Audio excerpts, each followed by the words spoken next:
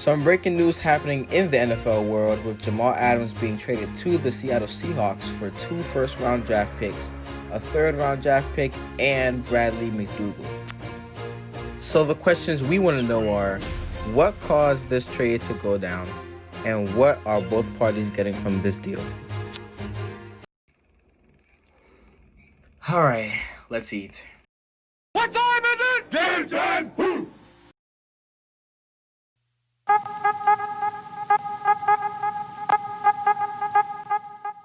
What's up, everybody? It's your boy Edwin, aka King Jaloff. Welcome back to the channel. We got some breaking news for you guys today. Jamal Adams has just been traded to the Seattle Seahawks. This is a football video, so if you don't already know, just sit back, relax, and let's just get straight into it because I have a lot to say.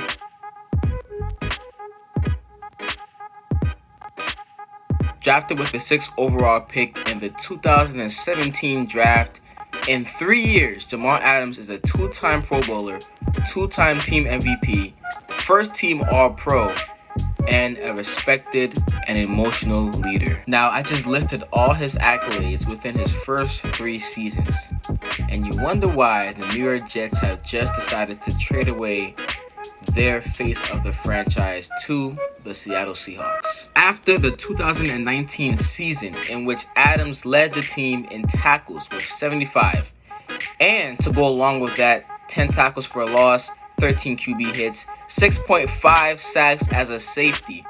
To go along with that, an interception, Adams requested for a contract extension. Now, just to give you guys some background information, it's not common that after your first 3 seasons in the NFL, that you will receive a contract extension. The Jets had all the leverage in the world because Adams still had 2 more years left on his rookie deal and possible franchise tags to go along with that. For those of you guys who don't know what a franchise tag is, it's basically applied to a player who is scheduled to become an unrestricted free agent, thus binding him to the team for a year if certain conditions are met. But this trade saga goes all the way back to January, where Jets general manager Joe Douglas first told Adams camp that he would structure a process to initiate a first proposal for a contract extension. Weeks later, no proposal arrived, and Joe Douglas comes out and says that he will structure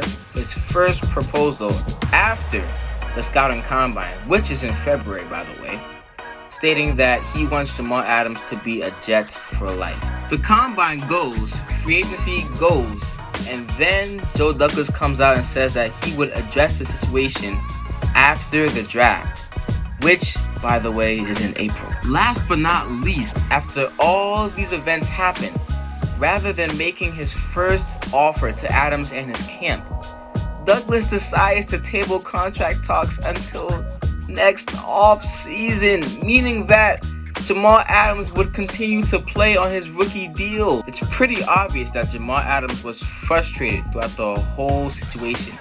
And if you didn't know, he is a very, very vocal person. Let me just give you guys some quotes that he has made in the past. And I quote, "I was told by my agent that the GM went behind my back to shop me around to teams even after I asked him to keep me here.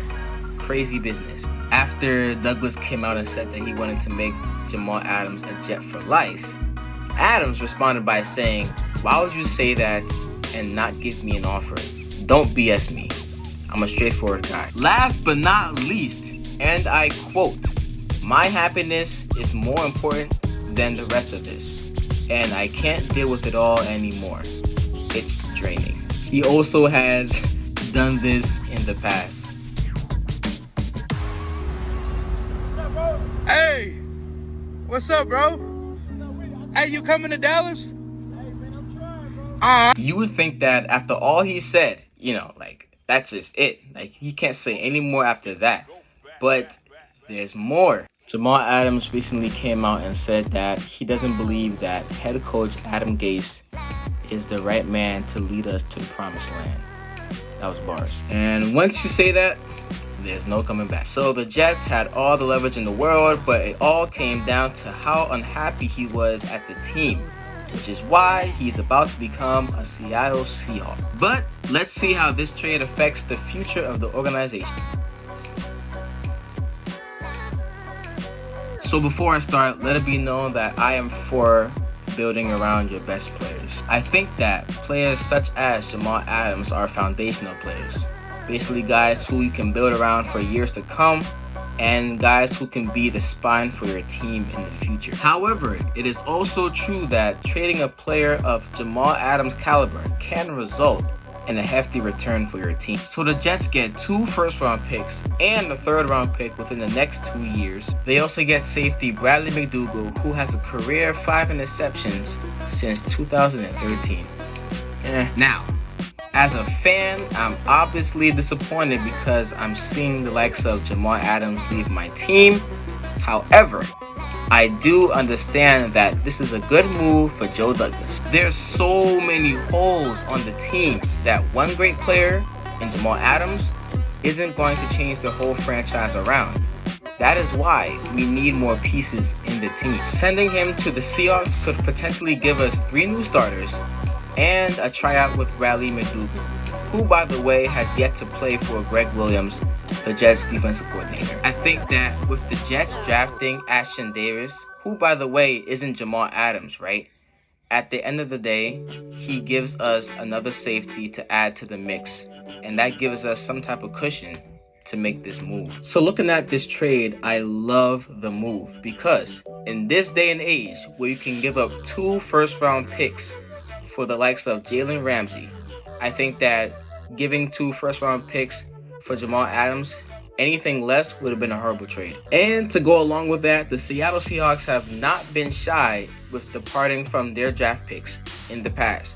So ideally, they were the best trade partners in this situation. Now let's look at what Jamal Adams is walking into as a Seattle Seahawk.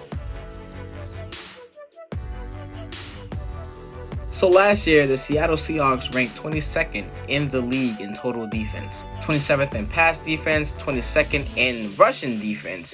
So that's pretty below average. Now, being that Jamal Adams is a strong safety, someone who plays close to the line of scrimmage, this is a huge move for the team. Adams instantly improves both those areas mightily. He's a guy who can sniff out plays easily. He's a sure tackler, solid in coverage, and on top of that all, he's a great leader. So despite the Seahawks ranking 22nd in the league last year in total defense, they still managed to get to the divisional round in the playoffs and are already also Super Bowl contenders. This trade, however, doesn't make them the outright favorites in the NFC at the moment. But like I said before, Adams is a foundational player who you can build around for years and years to come. Something that we should have did. So he walks into a winning team at the moment, a winning environment, a winning organization, and he finally gets his wish for a new contract extension, potentially. Alright guys, that's all that we have for this video. Thank you so much to those who stayed towards the end, and thank you to those who popped in and out as well. You know I appreciate you guys a lot. I think we all know that Jamal Adams is the guy who ate this week because he's about to get a contract extension and he's walking into a winning team at the moment. So, I mean, you can't go wrong. Good luck to Jamal Adams and his new career. I will miss you playing in a Jets uniform. This hurts a lot, but oh man. Make sure you guys like, share, and subscribe, and stay tuned for the next video.